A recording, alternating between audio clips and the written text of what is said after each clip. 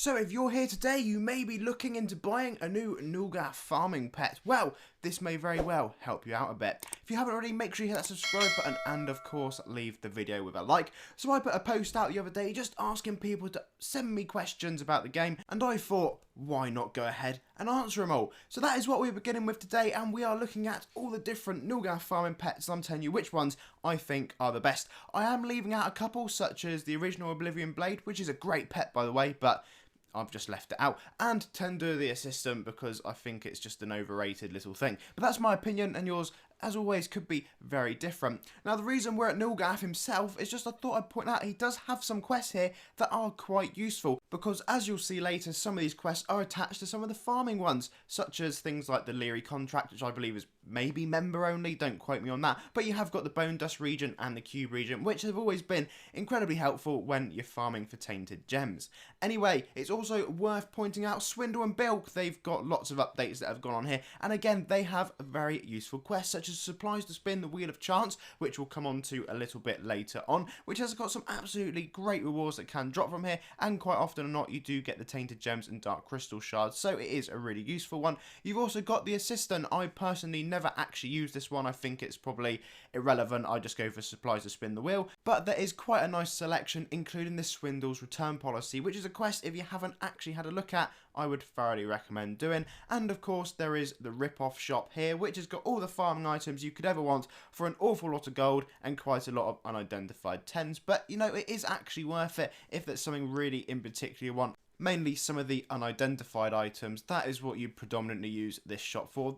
In my opinion, if you don't have any farming pets, that may be slightly different because actually it's quite useful. But if you've got any of these, you won't really need it. So, Drudgen, the Assistant. He has got this contract exchange. Very, very useful quest, this one. And as you can see, it has great rewards of it. That is one of my favourite ones, and you only need an unidentified 13 to do it. And there is a very easy way, if you have a Crag and Bamboozle, that you can get hold of that, which I'll show you a little bit later on.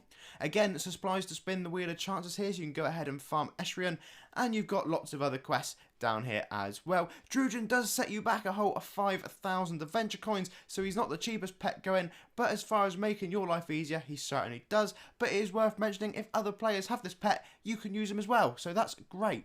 Then we move on to Crag and Bamboozle. This is probably my favourite overall, just because I've used it so much and it's the most useful one. Again, 5,000 adventure coins, but there's loads of different quests that come with this. I think I did spend most of my time using this. He does have a very important one, of course, the supplies to spin the wheel, but this Bamboozle versus Drudgen quest actually drops you the Eschrian's helm, which means you can just rinse and repeat supplies to spin the wheel. The Tainted core for this quest actually drops from the Tainted Elemental. You can find one at Join Nulgath, or the other one, which is down at Milton's Secret, also known as Join Terrascuna Malotolololem, which I can still not say after all these years and have no intention of actually learning. As you can see on the screen, there is the Grumble quest. This one is daily, and you do have the chance to get some blood gems of the archfiend dropping at ×3, and you're always guaranteed to get some diamonds, which, as I said earlier, for the contract exchange quest and indeed the diamond exchange quest, they come in very handy because you need them diamonds if you want to be able to get some unidentified 13. So if you are looking to spend the venture coins on a quest pet, he would probably be my go-to,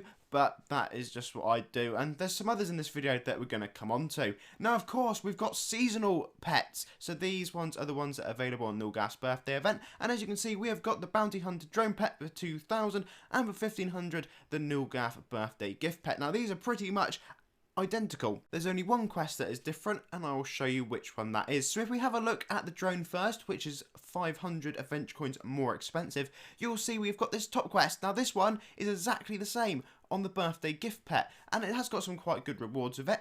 I will admit, I have used this one many a times. It doesn't take long to go through and farm the items, and you do get the drop chance of all the lower percentage items as well, such as the vouchers and indeed the blood gems of the archfiend, which is incredibly useful. Now, as we said, there is a small difference, and that is the drone has this second quest, which gets you an armor customizer pet. So if you think that's worth an extra 500 ACs, go for it. Otherwise, the Nulgath Birthday Gift Pet, as you can see, has the exact same quest.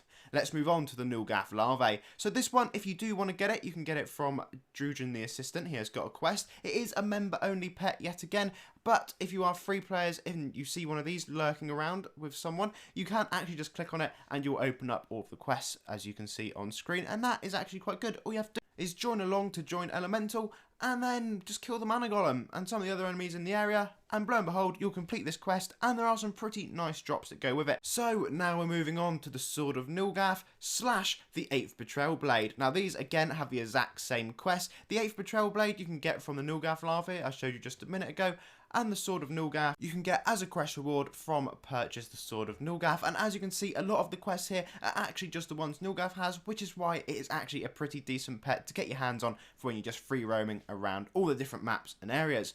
And lastly is the Nulgath Challenge Pet. This is the only rare one I have shown you in the list, so unless you want to use a donated item, you're not really going to be able to get hold of it. But for those of you who may have it in your bank, please don't forget about it. Its first daily quest is vitally important to complete if you're farming for Nulgath gear, because the drops are of really high quantities. Anyway guys, that is about it for this video. I hope that gives you some sort of insight into what the farming quest pets are actually like for Nulgath. There's not so many actually properly, well, free ones at all, which is a bit of a shame. However, that's just the way it is. So make sure you give the video a like, and of course subscribe, and I'll be back very soon answering yet another question.